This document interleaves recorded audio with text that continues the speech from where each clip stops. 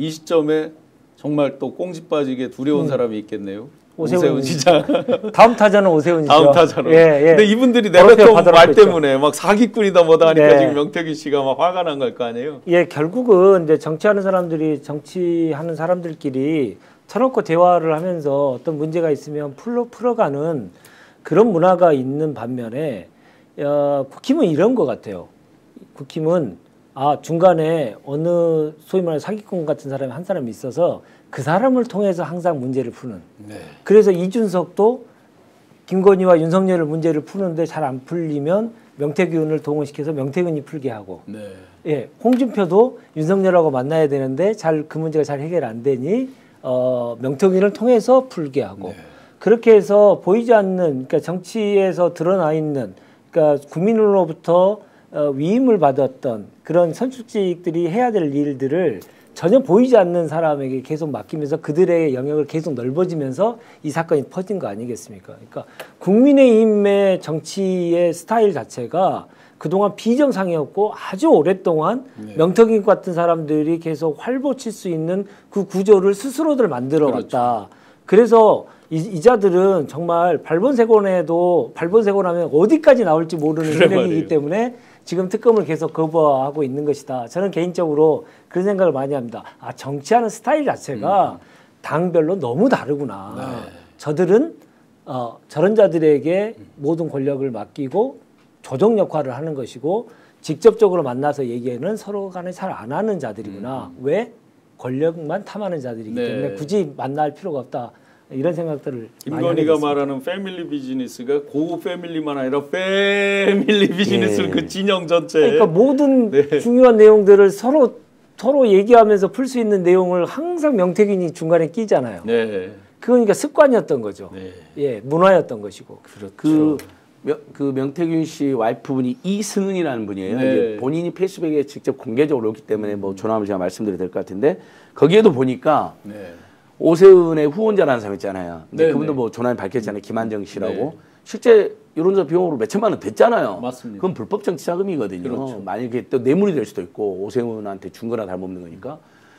그 별장에까지 명태균 씨 가족이 놀러 갔어요. 네. 뭐 본인들은 사기꾼이다, 뭐 아무 관계 없다 그러는데. 그 별장에서 네. 김종인 박사랑 찍은 사진도 있죠. 그 사진도 있고 공개했죠. 김한정 씨 별장에 가족이 놀러 갔어요. 보통 가족까지 놀러 간 정도면 그렇죠. 아주 깊숙한 친구잖아요. 그러면 네. 이재명 대표께서 오세훈이도 명태균과 정말 많은 네. 관계가 있게 된 거죠. 그래서 참 오세훈이가 옛날에 그 무상급식 예. 아이들 밥 안 주려고 역사상 최초의 셀프 탄핵을 해서 나간 사람인데 셀프 탄핵. 예. 근데 어저께 그걸 지난주 서울시원이 그걸 지적하니까 가난한 집 아이들만 주고 부잣집 자제분들은 주지 말자는 치졌다고 해명을 하는 거예요. 근데 거기서도 네. 아니 어떻게 모든 집안의 자제분이라 그러든지 가난한 집 아이들, 부잣집 자제분 딱 그런 사고가 딱 박혀있다는 게 스스로 은연중에 드러나 버렸어요. 그것도 지금 큰 이슈가 되고 비판을 받고 있는데요. 이재명 대표께서 잘 돼도 뭐 보복이라든지 이런 건 없다라는 류의 말씀 그리고 대신 나는 엄정하게 법 집행을 한다 이렇게 이제 말씀을 주셨어요. 그러면 이게 엄정하게 법 집행하면 지금 이 정도 수준이면 국힘 완전히 다 문 닫는 수준 아닌가요? 이게? 그렇죠. 일단은 그 여론 조작성 조사를 알고 했다. 알았으니까 네. 저걸 계속해서 그렇죠. 푸시를 하고 명태균 씨한테 졸랐죠. 돈을 줬다. 네. 윤석열, 김건희, 홍준표, 오세훈 등.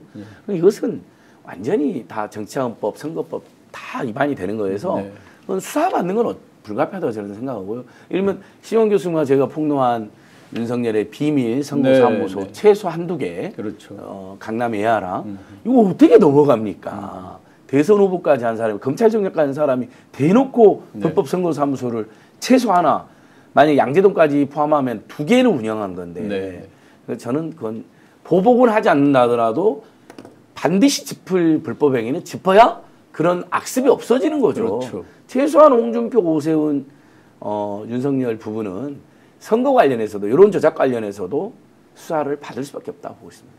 네. 그런 관점에서 정말 용서할 수 없는 자가 하나 더 있습니다. 검찰입니다. 네. 정말 검찰이 정말 나쁜 게 검찰의 명태균 사건과 관련된 그 최초의 인지 시점이 뭐 작년 9월 뭐 이런 얘기 그 토마토 뉴스에 처음 나왔을 때 그렇게 얘기를 하는데 완전 새빨간 거짓말이잖아요. 왜냐하면 선관위가 그 선거법 관련된 선거 비용과 관련된 문제를 첫째로 제기한 게 2023년 12월입니다. 저작년 말이죠. 그렇죠. 고발까지 선관위가 고발을 했잖아요. 검찰에. 그게 최초 인지 시점은 그래서 23년으로 거슬러 올라갑니다. 또 하나 강혜경 씨죠. 강혜경 씨가 검찰에 나와서 최초로 진술한 건 작년 3월이에요. 3월에 검찰에 가서 진술을 하게 되죠.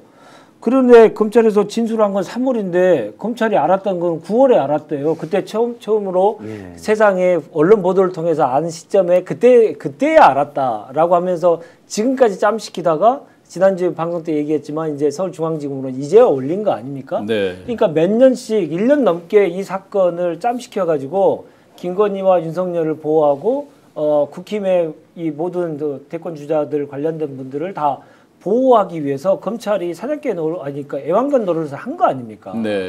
그런 사실에 대해서 부끄러워하지도 않고 그럴 정도 되면 검찰 수장이 없으니 대검 차장이라도 나와서 대국민 사과라도 해야 되는데 아무 얘기도 하지 않고 아무 일 없다는 듯이 그냥 창원에 있던 거를 그냥 서울지검에 옮긴다 정도로 하고 깔끔하게 마무리를 하려고 하잖아요. 그 보도자료마저도 김건희 이름은 하나도 안 나와요. 한 글자도 없습니다. 너무 호암마마 같은 윤석열보다 김건희를 더 상전으로 지금 정치검찰이 여기고 있는 건데 이번에 로펌에서 검찰 출신들 안 뽑는데요.